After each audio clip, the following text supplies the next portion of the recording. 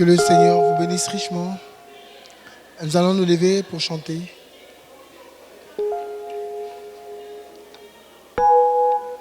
Et comme nous ne sommes pas nombreux, nous pourrons baisser la bavette afin que nous puissions bien chanter. Ils étaient 120 fidèles. Ils étaient enfants.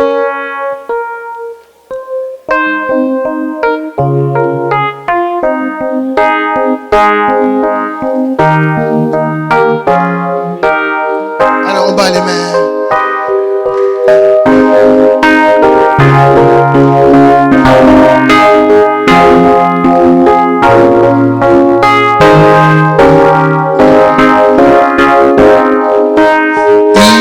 Ils étaient 120 fidèles, tous d'un même accord, persévérant avec zèle, louant le Dieu fort. Oh Jésus, à vous, Jésus,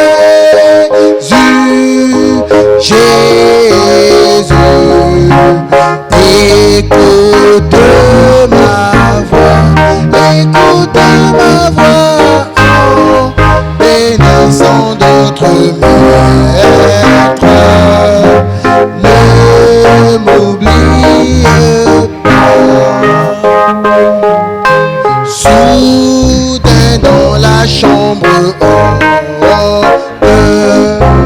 le feu descendit en langue de Pentecôte, gage de l'esprit.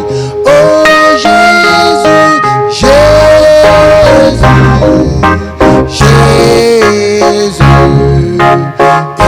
écoute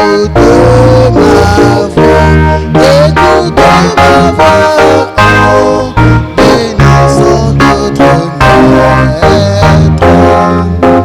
Ne m'oublie pas. Soudain les 3000 âmes s'offriront au Seigneur. Bientôt les 3000 âmes. Esprit Saint, tu nous enflammes de la même ardeur. Oh Jésus,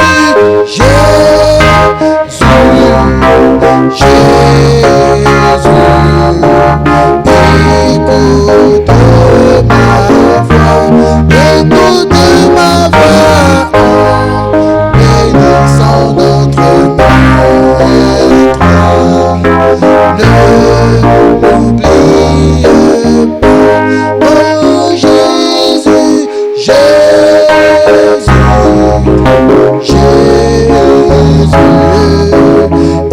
écoute ma voix en bénissant d'autres maîtres. Ne m'oublie pas. Embrasé d'un nouveau zèle, ils vont proclamer la splendeur surnaturelle du ressuscité. Oh Jésus,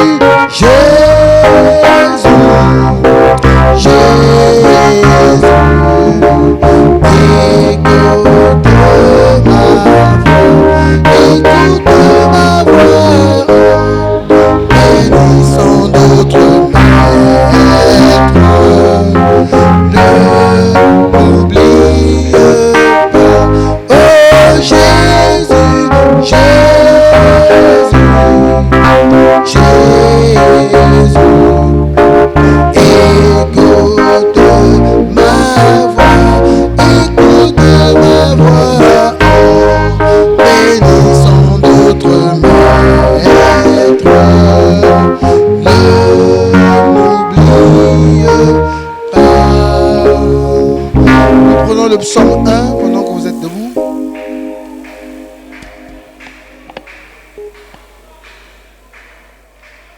Le psaume 1.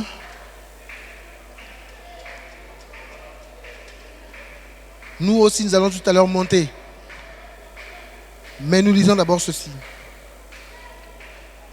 Heureux l'homme qui ne marche pas selon le conseil des méchants, qui ne s'arrête pas sur la voie des pécheurs et qui ne s'assied pas en compagnie des moqueurs, mais qui trouve son plaisir dans la loi de l'Éternel et qui la médite jour et nuit. Il est comme un arbre planté près d'un courant d'eau, qui donne son fruit en sa saison et dont le feuillage ne se flétrit point. Tout ce qu'il fait lui réussit. Il n'en est pas ainsi des méchants. Ils sont comme la paille que le vent dissipe. C'est pourquoi les méchants ne résistent pas au jour du jugement, ni les pécheurs dans l'assemblée des justes. Car l'Éternel connaît la voie des justes et la voie des pécheurs mène à la ruine. Amen. Vous pouvez vous asseoir. Alors mes frères, mes sœurs, je vous salue dans le nom du Seigneur Jésus-Christ. Je ne suis pas venu pour prêcher un long sermon, mais nous sommes venus pour pouvoir prier. Alléluia. Et nous voulons prier, mais avant que nous puissions prier, je voudrais vous rappeler, j'attends que vous me suiviez. Il est vrai que eux là-bas ils prient, mais vous concentrez-vous. Vous êtes avec moi? Alléluia. Nous sommes venus dans la maison de Dieu, mais nous ne sommes pas venus ici par hasard. Vous me comprenez, mes frères? Nous sommes venus selon le plan de Dieu, parce que rien n'arrive sur la terre sans que l'Éternel ne l'ait permis. Regardez, il y a beaucoup de gens dans Brazzaville, il y a beaucoup de gens dans le monde, mais pourquoi seulement vous êtes venus aujourd'hui ici? Pourquoi seulement vous avez entendu le message? Vous êtes avec moi? Pourquoi seulement vous et moi connaissons le plan de Dieu? Dieu était tout seul bien avant la fondation du monde. Et dans son plan là-bas lui-même, ce n'était pas moi qui décidais, ce n'était pas moi qui pensais, ce n'était pas vous qui pensiez, mais c'est lui-même là-bas qui décidait. Il avait dit, il voulait qu'il puisse pouvoir se révéler à l'homme. Il voulait pouvoir se faire connaître à l'homme. C'était son premier dessein. Amen. N'est-ce pas? Est-ce qu'il a réussi son premier dessein? Des gens disent que Jésus a échoué. C'est faux. Jésus n'a pas échoué. Jésus devait se faire voir à l'homme. Il devait se faire connaître à l'homme. Et il a fait petit à petit. Depuis là-bas, le mont Sinaï, depuis le temps de Moïse, Frère Branham dit, au lieu que je le lise, il dit que, vous pourrez lire ça dans questions et réponses sur le Saint-Esprit, au paragraphe 43. Il dit que Dieu était dans la colonne de feu. Dieu était au-dessus de l'homme. Pourquoi il était au-dessus de l'homme? Parce qu'en ce temps-là, l'homme était dans le péché. L'homme avait péché et Dieu ne pouvait pas entrer dans l'homme. Ainsi, Dieu avait permis qu'il y ait des sacrifices, le bouc, la vache et toutes ces choses pour que l'homme ait quand même un peu de communion avec Dieu. Mais la volonté parfaite de Dieu, et selon son plan, il fallait que Dieu puisse habiter dans l'homme. Amen. Dieu qui s'est manifesté à l'homme, Dieu qui a marché sur la terre, Dieu qui a pardonné les péchés, on ne l'a pas vu. Les anges ne l'ont pas vu. Il était plein de bonté. Croyez-vous que c'était Dieu qui était sur la terre? C'était la plénitude de Dieu. Donc, c'est-à-dire, si vous voulez connaître Dieu, il fallait voir Jésus. Le visage que Jésus avait, c'était le visage de Dieu. Jésus n'avait pas des yeux comme mes yeux. Jésus n'avait pas un teint comme mon teint. Dieu n'avait pas le teint que j'ai. Il n'avait pas votre teint. Mais le vrai teint de Dieu, c'était le teint qu'avait Jésus. Vous me croyez vraiment? Vous êtes avec moi? La taille de Dieu, c'était la taille qu'avait Jésus. Dieu nous a fait connaître sa plénitude, exactement ce qu'il est. S'il y a des gens qui sont très grands, s'il y a des gens qui sont très courts, mais lui-même Dieu, il a choisi une taille. Et c'est ça la taille de Dieu. C'est la taille, sa propre taille. Comprenez-moi bien. Amen. Et quand il était sur la terre, il a manifesté son amour envers nous. Amen. Quand les gens avaient faim, il les nourrissait. Quand les gens étaient aveugles, il ouvrait les yeux. Quand les gens avaient péché, il pardonnait leurs péchés. Même ceux qui ont péché contre lui, il les a pardonnés. Vous êtes avec moi? Il a atteint le premier objectif, le premier dessein. Combien sont convaincus que Jésus n'a même pas raté un peu? Amen. S'il n'a pas raté le premier dessein, va-t-il rater le deuxième? Le deuxième dessein, c'était quoi? C'était que Dieu, le Dieu Tout-Puissant, puisse habiter dans toi. Tu le crois? Est-ce qu'il va rater ça? Il ne peut pas rater. C'est le Dieu Tout-Puissant, il ne rate jamais. Et il n'y a pas de hasard avec lui. Si tu es ici, ce n'est pas pour rien. C'est toi qui avais décidé que Dieu puisse habiter en toi. Frère Branham n'a-t-il pas dit que Dieu lui-même veut, plus que moi, plus que nous, il veut habiter en nous? C'est pas lui-même, Frère Branham, qui a dit ça? Amen. Alors, vas-tu refuser cela? Vas-tu douter cela? Il a dit celui qui croira. Et qui croira que je suis venu mourir pour lui. Amen. Qui acceptera? Écoutez bien ce que je vous dis. Même si vous venez de commettre adultère tout à l'heure. Ok? Si vous venez, vous dites Seigneur, mais je me rends compte que selon ton plan, c'est toi qui avais permis que je puisse commettre adultère. C'est toi qui avais permis que je puisse fumer. C'est toi qui avais permis que je puisse commettre ceci ou cela. Amen. Mais Seigneur, ce n'est pas ma volonté. Moi, je ne veux pas ça. Je n'aime pas ça. Je n'aime pas la boisson. Je n'aime pas tel péché, tel péché. Amen. Mais tu avais permis cela parce que dans ton plan, il fallait que tu puisses montrer que tu es sauveur. Il fallait que ton sang coule. Amen. Le sang de Dieu a coulé pour rien. Il a coulé pour rien. Il a coulé pour les saints. Il a coulé pour les anges. Mais les anges n'ont pas commis de péché. Le sang a coulé pour celui qui a commis le péché. C'est pour toi qui as commis le péché. Accepte cela. Et il dit, si tu crois, tu seras sauvé. Ce n'était pas toi. On était tous dans l'éternité. On avait fait quelque chose. Mais qui a décidé que l'homme devait pécher? C'était Dieu lui-même. Et tu m'as manifesté aujourd'hui. Et tu m'as donné de connaître ces mystères. Et dans ta volonté, dans le deuxième dessein, tu ne vas pas aussi échouer. Le troisième dessein va s'accomplir. Il va ramener toutes choses. Ok? Par Jésus-Christ, on reviendra dans le jardin d'Éden. Combien le croient déjà?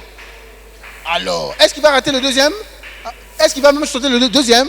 Avant que l'enlèvement ne vienne, avant que le millénium ne vienne, il doit accomplir son deuxième dessein. Et son deuxième dessein, ce n'est pas d'entrer dans cette chaise.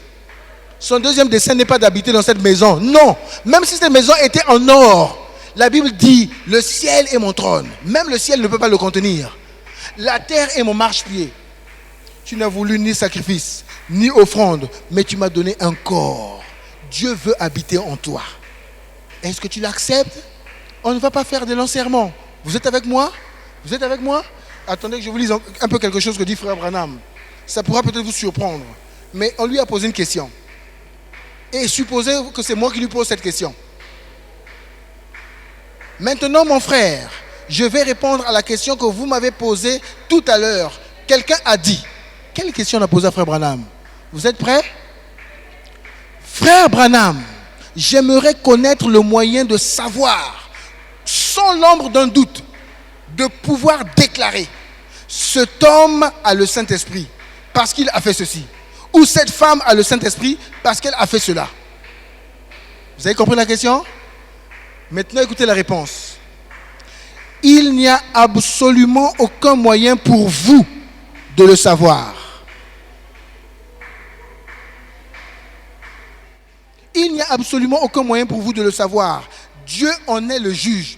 Nous ne devons pas juger. Voyez, contentez-vous de prêcher l'évangile, de vivre. Frère Olivier, toi, contente-toi de prêcher l'évangile. Ce n'est pas toi qui dois dire qu'un tel a le Saint-Esprit, un tel n'a pas le Saint-Esprit. Vous avez entendu Frère Branham? Si vous dites, oh, j'ai causé avec Frère Olivier, j'ai causé avec le pasteur, tel qu'on a causé, il a senti que je n'ai pas le Saint-Esprit. Ne vous occupez pas de ça, ne croyez pas cela. Amen. Personne n'a le droit de dire que toi tu as le Saint-Esprit, tu n'as pas le Saint-Esprit. Amen. Le Saint-Esprit est venu pour vous et moi. Ok? Vous me croyez, mes frères? Ne dites pas, oh non, certainement que le pasteur pense que je n'ai pas le Saint-Esprit. L'église pense que je n'ai pas le Saint-Esprit. Ok? Dites, Seigneur, moi je veux avoir le Saint-Esprit authentique. Ok? Pas le Saint-Esprit, on dira non, frère, sœur, on dirait que tu as le Saint-Esprit. Moi je veux le Saint-Esprit que toi, tu vas témoigner. Amen. Nous sommes venus pour ce Saint-Esprit. Amen. Vous avez compris, mes frères, que nous sommes dans le plan de Dieu? N'est-ce pas? Vous avez péché, donc vous n'avez pas droit au Saint-Esprit. C'est ça? Vous avez péché, vous n'avez pas droit au Saint-Esprit. C'est ça? Ce n'est pas ça. Si on a péché, c'était selon son plan. Amen. Et selon son plan, ce n'est pas fini. C'était pour que lui-même vienne payer le prix et que lui-même puisse maintenant habiter en nous. Je lis la Bible. Joël, écoutez ce que Joël 2, 28 dit. Ne notez pas, pardon. Je veux que vous me suiviez. Vous connaissez tout ça. Vous avez déjà noté ça beaucoup de fois, beaucoup de fois. Écoutez ce que je veux lire. Je ne lis rien de nouveau. Après cela, qui a pris l'engagement? Dieu. Moi, je veux que vous soyez si attentifs, que vous compreniez ce que je suis en train de dire. Je répandrai mon esprit sur toute chair. Est-ce que ça dépend de quelqu'un? Ça dépend d'une église. Même si toute l'église ne veut pas que tu aies le Saint-Esprit. Mais Dieu a dit, il veut que toi tu aies le Saint-Esprit. Tu acceptes ou tu refuses? C'est moi-même, je vais répondre. Ce n'est pas ceux qui me demandent. Frère Branham dit même, de la chambre haute, ils n'étaient pas partis pour prier. Ils étaient partis s'asseoir pour attendre le Saint-Esprit qu'il leur avait promis. C'est une promesse, mes frères. Je peux vous promettre que je vais vous acheter un vélo. Je peux vous promettre que je vais vous donner un bonbon. Mais je peux manquer. Mais est-ce que vous pensez que Dieu peut promettre quelque chose? Vous savez qui est Dieu? Celui qui a créé les cieux et la terre. Celui qui est omniscient. Il peut vous promettre quelque chose et rater. Il a promis le Saint-Esprit. Je répandrai mon esprit sur toute chair. Est-ce que tu veux lui dire, Seigneur, ce n'est pas moi qui ai demandé. Je ne te demande pas. Mais accomplis seulement ta promesse. Je veux ce Saint-Esprit authentique. Ce Saint-Esprit que même si quelqu'un, tout le monde, toute l'église venait dire, frère Olivier, on regarde là, tu n'as pas le Saint-Esprit. Ok? Mais moi je vous dis, j'ai fermé le point, non? J'ai fermé le point. Je sens une pression dans ma main. Même si tout le monde me dit, frère Olivier, tu n'as pas de main. Mais moi, je vais rire. Parce que je suis conscient que j'ai fermé le point. Vous êtes avec moi? Nous voulons avoir ce Saint-Esprit-là. Pas le Saint-Esprit que demain, vous allez vous-même douter. Pierre a reçu le Saint-Esprit. Ce n'est pas Pierre qui a judaïsé. Madame Ngwadi. Ce n'est pas Pierre qui a judaïsé. Amen. N'avait-il pas quand même le Saint-Esprit? Il avait le Saint-Esprit. Je veux que vous connaissiez, vous ayez le Saint-Esprit, que vous savez que vous l'avez eu. Qu'on monte, qu'on descende. Que vous vous fâchiez ou que vous ne vous fâchiez pas. Que vous ayez regardé une fille mal habillée ou pas. Moi, je veux le Saint-Esprit là qui est là, qui habite là. Et la Bible dit, ce Saint-Esprit a été donné jusqu'au jour de la rédemption. Amen. Vous voulez avoir ce Saint-Esprit? Et quand vous aurez ce Saint-Esprit, c'est ce Saint-Esprit qui fera que vous ne péchiez plus. Ce Saint-Esprit va faire que les je ne peux pas finissent. Seigneur, je veux avoir le baptême du Saint-Esprit authentique. L'évangile, on nous a prêché ça. L'évangile, tout dépend de la manière que nous le recevons. Si tu es sincère, si tu es honnête, tu viens et tu dis, Seigneur, moi je viens pour que tu puisses m'aider. Ok? Je ne veux pas demain dire j'ai le Saint-Esprit. Vous-même soyez en vous, entrez en vous. Peut-être que ça t'arrive parfois, tu dis, oh, j'avais reçu le Saint-Esprit. Après tu doutes, il y a quelque chose qui ne va pas. Frère Branham dit ça, d'accord? Le Saint-Esprit, Frère Branham dit, c'est un sens, c'est un super sens. Frère Olivier, as-tu des yeux? Oui, j'ai des yeux. Je peux vous dire que cette chair-là a la couleur marron.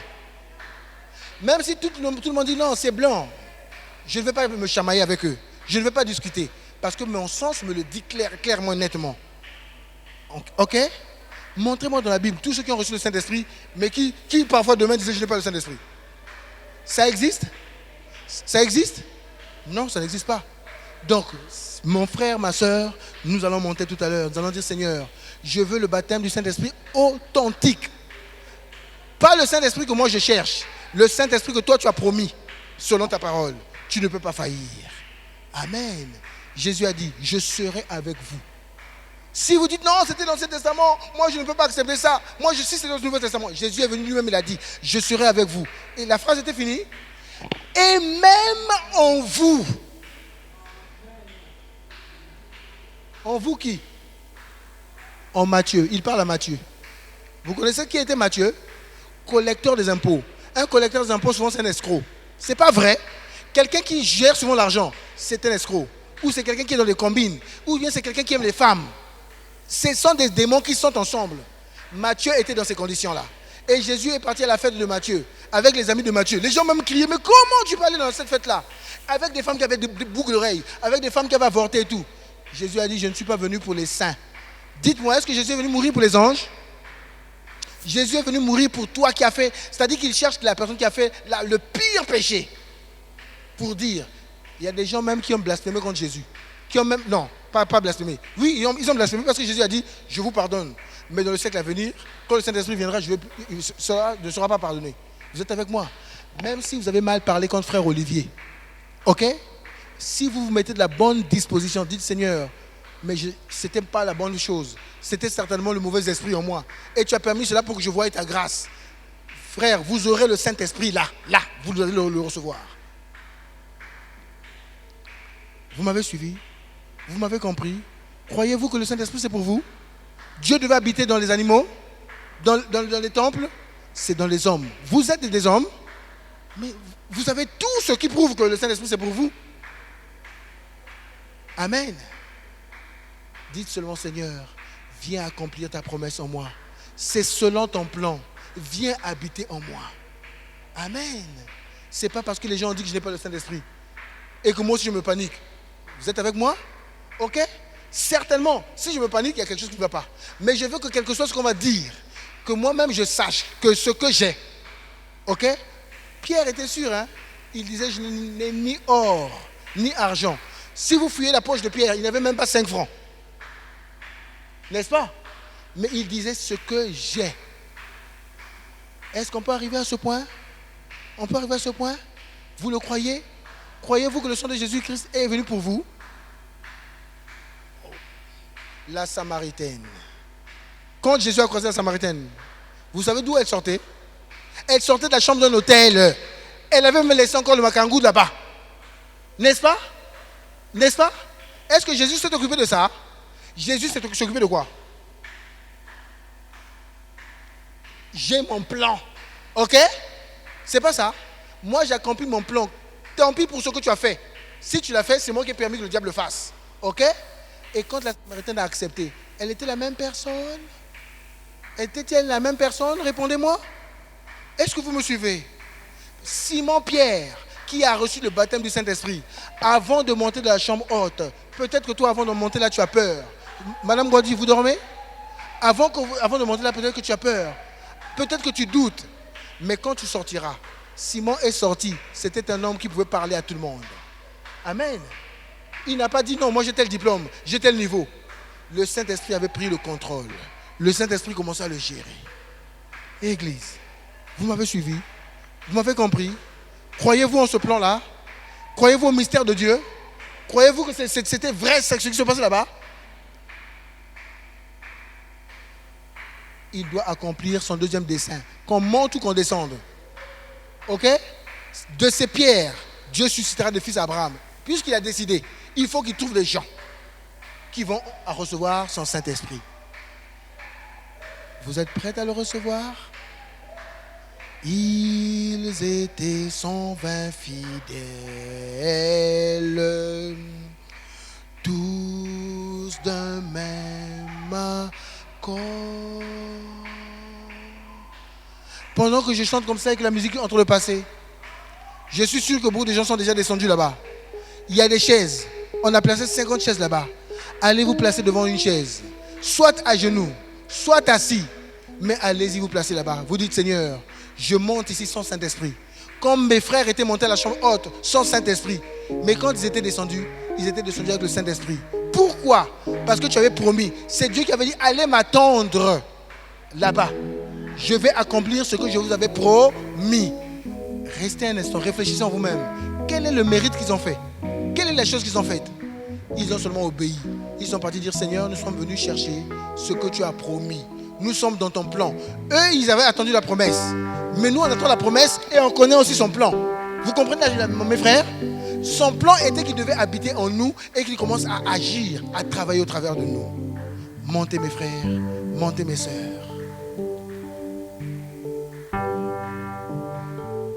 Vous allez rester en prière. Vous allez dire, Seigneur, c'est toi-même qui as promis le Saint-Esprit. Et vous allez monter en chantant ce cantique.